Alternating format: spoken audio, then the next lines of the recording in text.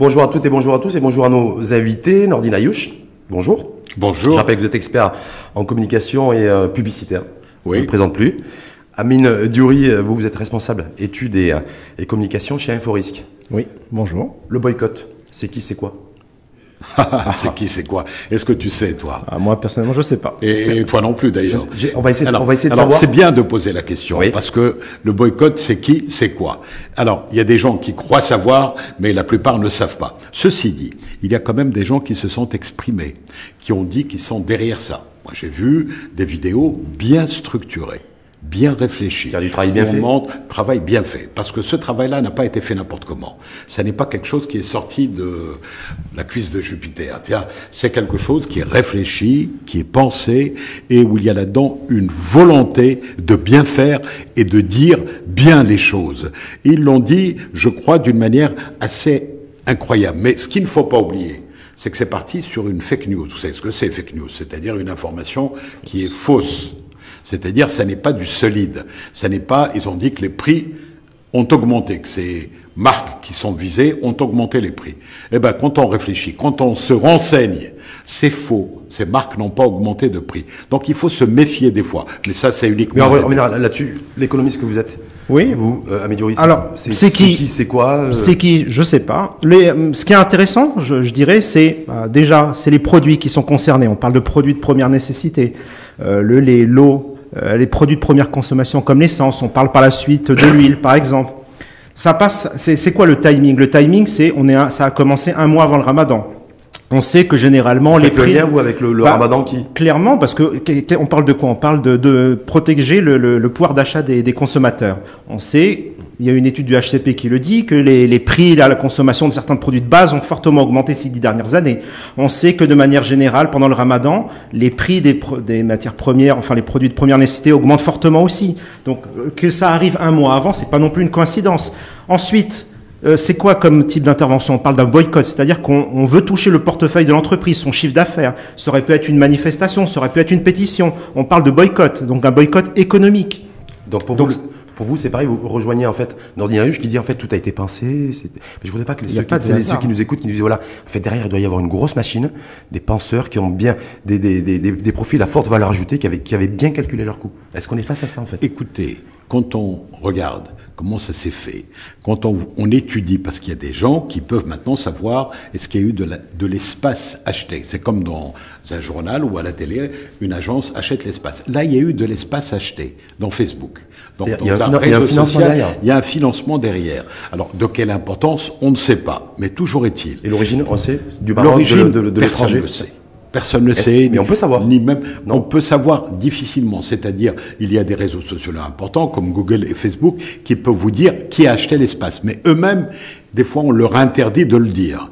Donc, maintenant, c'est quelque chose qui est pensé parce que c'est pas fait n'importe comment. Parce qu'une information comme celle-là, d'abord, quand il y a une crise, elle part de quelque chose d'un fait réel. C'est-à-dire, il y a eu la crise aviaire, vous vous rappelez, avec les poules et tout ça. Il y a ce qui s'est passé aux États-Unis, là encore, pour les élections. On ne sait pas qui a acheté. On a parlé de l'achat d'espace acheté, on a parlé de Facebook et du travail qui a été fait. Il y a eu le Brexit en Angleterre. Complètement. Il y a là-dedans des gens qui sont structurés et qui font un travail derrière. Au Maroc, ce qui est extraordinaire, c'est qu'il n'y a jamais eu une crise aussi importante que celle-là. Même des crises sociales. Il y a eu des crises politiques, comme pour le Sahara, avec l'Espagne, mais il n'y a jamais eu une crise aussi importante à travers le digital et Internet. C'est une première. Là-dessus, est-ce que, juste aller sur ce point-là, avant d'avancer un peu dans le débat, Amine Diouri, pour ceux qui nous écoutent, pour bien saisir, en fait, ça a été bien calculé, ça a été bien réfléchi, ça a été bien pensé. Il y a des achats d'espace, il y a un financement, il y a donc voilà. Est-ce que vous partagez ce point de vue? Et est-ce qu'il faut se dire aussi, il faut être un peu inquiet aussi, parce qu'on se dit voilà, il y a une grosse machine en fait qui se planque, qui est cachée derrière un buisson, derrière un rideau, et qui peut effectivement bousculer, perturber les sociétés. Je ne peux qu'être d'accord sur le côté un peu opaque des organisateurs de ce phénomène, de ce boycott. Honnêtement, il y a des chiffres qui sont lancés.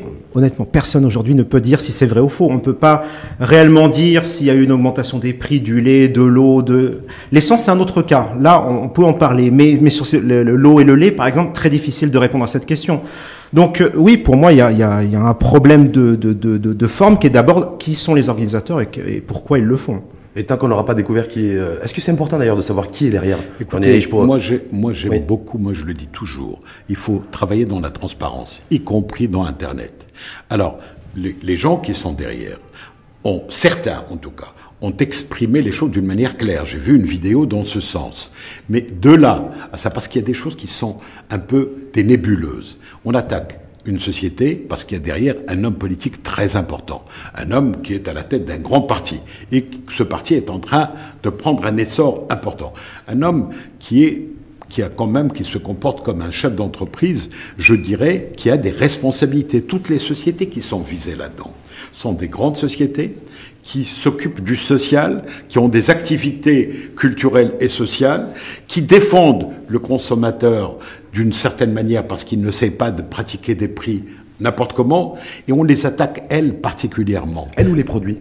On attaque les Parce qu'on a du mal à y voir clair là. Non, on attaque les sociétés. Pour vous, l'ordinaire? Pour moi, il y a là-dedans et les produits et les sociétés. Parce que quand on parle du lait, écoutez, il n'y a pas que cette société. C'est vrai qu'elle détient à peu près 55%, mais il y a les autres sociétés qui sont là. Elles sont importantes aussi. On ne les a pas attaquées. À qui ça profite? Ça profite à ces sociétés. Je ne dis pas que la concurrence est derrière. Loin de moi cette idée. Ça serait très grave et très dangereux. Et je n'y crois pas. Je crois qu'il y a un mouvement, mais ce mouvement a rencontré un ras-le-bol social qui est colossal. C'est-à-dire le terreau était fertile? Le terreau était fertile. Oui. Parce que vous partagez ce point de vue? Mais bien sûr, le terrain il est fertile. Je citais les études du HCP, l'augmentation des prix, ça c'est quelque chose que tout le monde peut constater. Le prix de l'essence, c'est aussi... Il y a une maîtrise de l'inflation depuis ces dernières années, on est toujours sur un train de 1,5. Il y a le chiffre officiel, et puis après il y a les autres chiffres, ceux que publie le HCP par exemple, sortent des chiffres officiels du HCP, mais il y a plus que ça.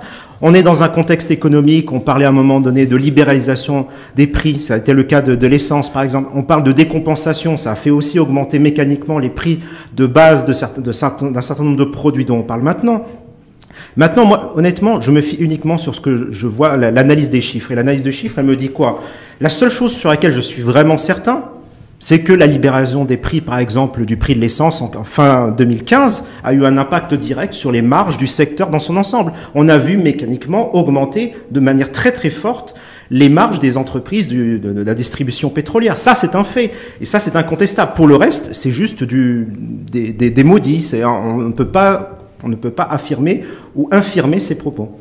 Et quand on est dans dans une économie ouverte, telle que celle du Maroc ces dernières années, qui tend aussi à s'ouvrir un peu à la concurrence, est-ce que le fait de dire aujourd'hui il faut boycotter tel type de produit, est-ce que le consommateur aussi il a le choix de consommer tous les produits qu'il veut, et que de toute façon voilà, voilà, on est dans une économie aussi ouverte et on ne comprend pas trop aussi tout ce qui se passe aujourd'hui sur le terrain en matière de boycott de certains produits. Est-ce que le consommateur a le choix? Écoutez, est-ce que le consommateur a le choix? Maintenant, il y a de la concurrence. Il y a beaucoup de produits. Au Maroc, heureusement, c'est un pays ouvert, c'est une économie ouverte, libérale, mais il y a le choix. Maintenant, est-ce qu'il a le pouvoir d'achat? C'est la question qu'il faut se poser.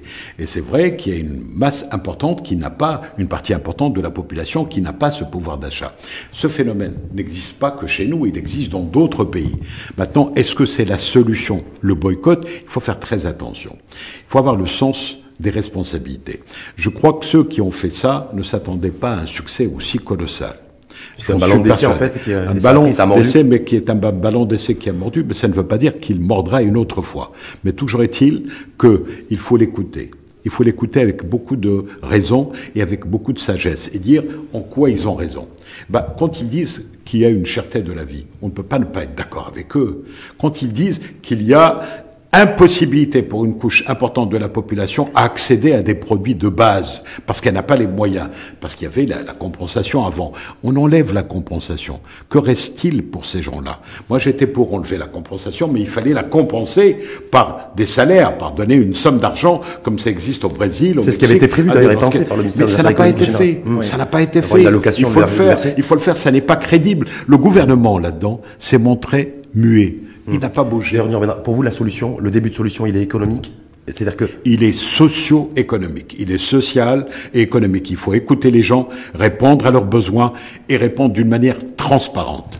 Autre donnée aussi, Méniori, par rapport au timing que chacun d'entre vous a évoqué, on est sur un timing aussi où notre modèle de croissance est en panne. En panne sèche, il a du mal à se régénérer. On a un point de croissance aujourd'hui qui crée à peine 10 000 emplois. Est-ce que tout ça aussi, c'est... voilà, il faut sérieusement s'y pencher, que ce boycott et tout ce qui peut se passer, tout ce qui est dans le bien aujourd'hui, ben, c'est la résultante, c'est aussi la nécessité de poser les choses à plat et peut-être de passer de mode de gestion économique à un modèle économique tout court.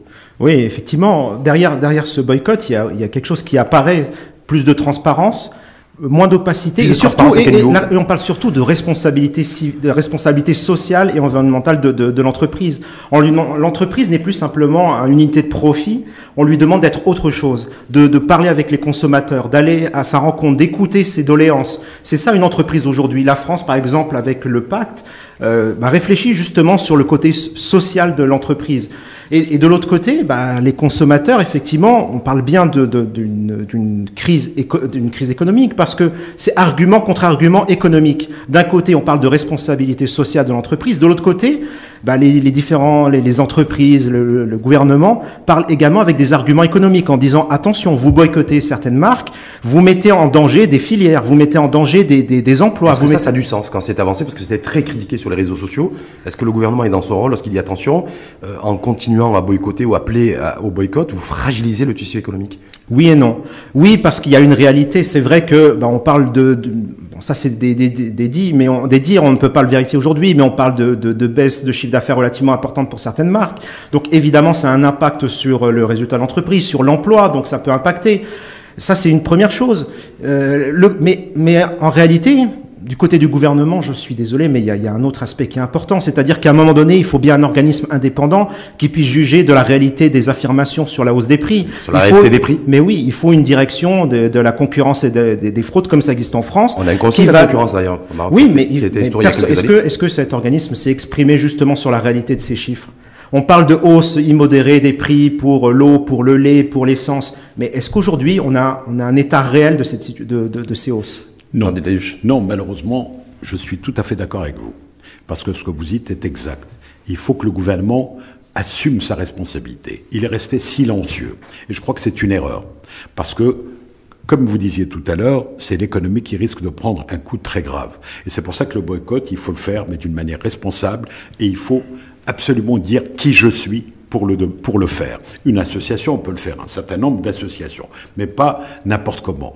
Alors, maintenant, ce que vous dites, il faut une instance qui réfléchit et qui défend les consommateurs, c'est-à-dire le peuple qui va acheter tel ou tel produit. Je suis tout à fait d'accord avec vous. Si elle n'existe pas, cette instance qui doit être totalement indépendante. Et il faut lui donner toute la liberté pour agir, parce que sinon, le pauvre consommateur ne trouvera personne en face de lui, eh bien, il peut faire des choses comme ça désespérées. Il y a un conseil de la concurrence qui existe, qui a été instauré il y a quelques années avec un pouvoir consultatif. On devait revoir aussi ses prérogatives. Ouais. Est-ce que là, du coup, si on avait un conseil de la concurrence fort, ça permettrait effectivement d'apporter les éclairages là où il faut? C'est comme toutes ces instances qui ont été créées. Malheureusement, on ne leur donne pas les moyens. Que ce soit celles qui défendaient l'éthique, la lutte contre la corruption, que ce soit le conseil de concurrence qui est dirigé par quelqu'un de très bien. Mais il n'a pas les moyens. Les textes n'ont pas encore été votés, alors qu'ils sont passés au Parlement. Ils n'ont pas été définis, arrêtés par le gouvernement. Ils sont passés au Parlement, mais ils n'ont pas été encore appliqués par le gouvernement. Alors lui, il est resté sans rien. Il y a beaucoup de coquilles vides. On dit on va défendre le consommateur, on va lutter contre la corruption, on va promouvoir l'aspect social, mais ces gens-là n'ont pas les moyens. Il y a beaucoup de responsabilités éparses. Chacun veut rester jaloux de sa responsabilité. Donc du coup, ça se dilue en fait. Lorsqu'il y a un problème, il n'y a pas forcément grand monde. Méniori là-dessus sur est-ce que le politique est face à ses responsabilités? Vous êtes face à l'actualité, vous, dans cette émission. Est-ce que le politique est face aussi à ses responsabilités? Je citerai le secrétaire général du Istiklal, Nisar Baraka, ministre des Affaires économiques et générales, d'ailleurs, qui a beaucoup travaillé sur le versement d'allocations dans la perspective de la décompensation des produits Ça, de première consommation, qui dit, moi, oui, effectivement, aujourd'hui, ce boycott, c'est l'expression de la cherté de la vie par les citoyens. Mais c'est le cas. Mais est-ce qu'on attend ça du politique? On attend plus que ça que du politique. Mais on attend, effectivement, Monsieur Ayouch en parlait à l'instant, c'est tout à fait exact. On attend quelque chose qui vient compenser cette décompensation. On attend justement un effet, par exemple, via la TVA, par exemple. Mais l'effet TVA, à mon avis, s'appliquerait à tout le monde et pas nécessairement aux plus pauvres. Mais il faut trouver certainement un mécanisme économique qui permette justement de répartir, de réduire l'effort financier qui est demandé aujourd'hui aux plus pauvres, justement en matière d'achat des... Est-ce que le challenge, c'est de revoir aussi, de voir un petit peu aussi, d'avoir un œil attentif sur la marche et le fonctionnement de l'entreprise aussi, ses marges bénéficiaires et autres, ou c'est de compenser la perte du pouvoir d'achat des plus démunis? Chacun son rôle. Il y a Chacun son rôle. L'entreprise, son rôle, entre guillemets, c'est de faire du profit, de penser également au social, effectivement. Il y a cet aspect social et environnemental dont je parlais tout à l'heure, le RSE, qui se développe dans toutes les entreprises du monde. Mais c'est pas le rôle de l'entreprise, après, de veiller par exemple, les effets de la décompensation, c'est pas le rôle de l'entreprise, c'est le rôle de l'État, clairement, de mettre en place un mécanisme pour essayer d'aménager les choses. Mais c'est pas le rôle de l'entreprise. Chacun son rôle. Est-ce que le vrai rôle aussi, la véritable urgence aujourd'hui dans l'IAH, c'est simplement de relancer l'emploi, de relancer notre économie. Le roi Mohamed VI a lancé, il y a un peu plus d'un an, ouvert la réflexion sur la refonte du modèle économique, la refonte du modèle social. On a discuté il n'y a pas très longtemps avec le numéro 2 de la CGM, et que là maintenant ça s'impose. Et qu'est-ce qu'on a fait depuis? Oui. C'est ça qui est grave. Il y a eu, c'est vrai, il faut le reconnaître, il y a eu la CGM a organisé 2 jours, il n'y a pas longtemps, sur le contrat social, sur le modèle social de l'entreprise. La RSE, c'est-à-dire la responsabilité sociale de l'entreprise, commence à être prise en compte au Maroc, et il y a des entreprises qui s'inscrivent dans ça. D'ailleurs, y compris les 3 entreprises qui ont été visées. Parce qu'il ne faut pas croire, les grandes entreprises ont quelquefois la volonté de s'appuyer, de chercher à trouver des solutions sur le plan social à leurs employés et tout. Le problème, c'est que le consommateur, lui, il n'a personne à qui s'adresser et personne n'est là pour le défendre. C'est pour ça qu'on a parlé de cette instance. Cette instance devait être la lutte contre la concurrence, et pas seulement d'ailleurs, qui est une instance qui défende la valeur des prix et qui détermine les besoins des consommateurs, leurs moyens, est-ce qu'ils ont les moyens ou non, et trouver un autre système économique. Vous vous rendez compte un peu le système que nous avons? Qu'est-ce qu'il crée comme emploi? Pratiquement rien. 51 000 officiellement en 2017. 51 000, ouais. Alors c'est rien, alors que nous avons besoin de 250 000 emplois chaque année. Minimum. Donc, on faillit totalement. Il y a des gros investissements dans de gros projets, de très grands projets, mais qui ne touchent pas la population, qui ne créent pas, qui ne sont pas créateurs d'emplois. De revoir un petit peu le modèle de revoir inclusif. Totalement ça. Mais je pense que la question qu'on devait voir aussi aujourd'hui, c'est pourquoi est-ce que ça a pris de l'importance sur le plan social, et pourquoi est-ce que... Mais Dioré, tout à l'heure, dit de toute façon, le terreau était fertile. Donc, oui, le terreau détérioration du pouvoir d'achat, un modèle de croissance économique qui crée de moins en moins de richesses, des modèles aussi de protection sociale, je pense à l'indemnité de perte d'emploi pour les classes moyennes. Tout ça, en fait, a été annoncé, n'a pas été, pour des raisons X ou Y, y compris de financement, mis en place, c'est fonctionnel. Donc du coup, voilà, on se retrouve dans un espace vide, et que là, un ballon d'essai sur les réseaux sociaux, ça prend, ça monte en puissance, ça monte en charge, et puis on ne sait pas trop qui est derrière quoi. Oui, mais c'est important de l'analyser, important d'écouter ces gens. Parce que si on ne les écoute pas, on passe complètement à côté de la plaque. Pour l'instant, on ne les a pas écoutés? On ne les a pas écoutés. On ne les a pas écoutés. On les a ignorés? Non. Il faut être quand même clair et transparent. Il y a une entreprise qui s'occupe du lait qui a fait une déclaration, qui a fait un communiqué. Elle a fait 10 jours de retard. Mais elle l'a fait. Et puis, la personne qui a dit, qui s'est comportée, c'est bien qu'elle l'ait fait. c'est très bien. Donc, moi je trouve que, vous savez, il vaut mieux tard que jamais. Les gens qui disent qu'il faut ignorer, c'est une erreur. Moi je dis quand il y a une situation de crise, il faut y répondre immédiatement si on a des preuves. Si on n'a pas de preuves, il faut se taire, réfléchir pour bien penser la chose. Soit faire un mea culpa et dire je me suis trompé, j'ai augmenté les prix, je reviens sur ça. Soit, si on n'a pas augmenté le prix, ce qui était le cas de cette entreprise, elle l'a dit, mais elle l'a dit avec 10 jours de retard. Mais il fallait le dire. Elle l'a dit d'une manière... Moi, j'ai pas augmenté mes prix depuis 2013. Je n'ai pas augmenté depuis 2013. Et puis, les personnes qui ont parlé se sont excusées. Alors, que voulez-vous de plus? Il faut quand même réfléchir un peu. La situation, quand on parle de crise, quelle politique il faut adopter, c'est très difficile. Dire aux gens, s'ils n'avaient rien fait, on leur aurait reproché. Maintenant qu'ils ont fait, on leur reproche. C'est vrai qu'ils l'ont fait en retard, mais ils l'ont fait quand même. Et même si parfois au départ, la première sortie, il n'a peut-être pas forcément bien fait. Mais il a su capitaine d'entreprise, qui est économiste, qui est en contact avec le monde de l'entreprise. Est-ce que c'est pas facile de prendre la parole lorsqu'on se retrouve dans le viseur d'un mouvement non identifié, une espèce d'ovni, et il faut, on est pris dans le truc, on réagit, mais on ne sait pas trop comment réagir. Est-ce que ça aussi, c'est un élément aussi important, un facteur déterminant pour l'entreprise? Bien sûr, c'est un élément complètement déterminant. L'image de marque de l'entreprise est touchée dans ces cas-là. Déjà, la communication de l'entreprise, elle ne doit pas être confiée à n'importe qui. On ne doit pas avoir 10 interlocuteurs qui s'expriment sur le sujet au sein de l'entreprise. Il doit y avoir un seul interlocuteur et cet interlocuteur doit être désigné de manière professionnelle. C'est son métier. Il sait gérer les crises. Il sait quoi répondre à ces crises.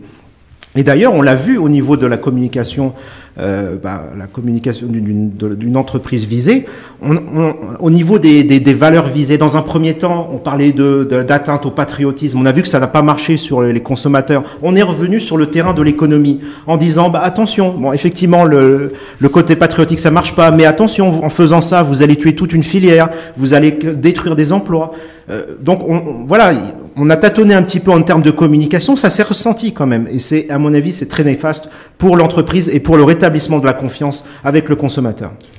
Ça veut dire quoi? Ça veut dire qu'aussi... Oui. Absolument, je suis d'accord parce qu'il faut être transparent avec les consommateurs.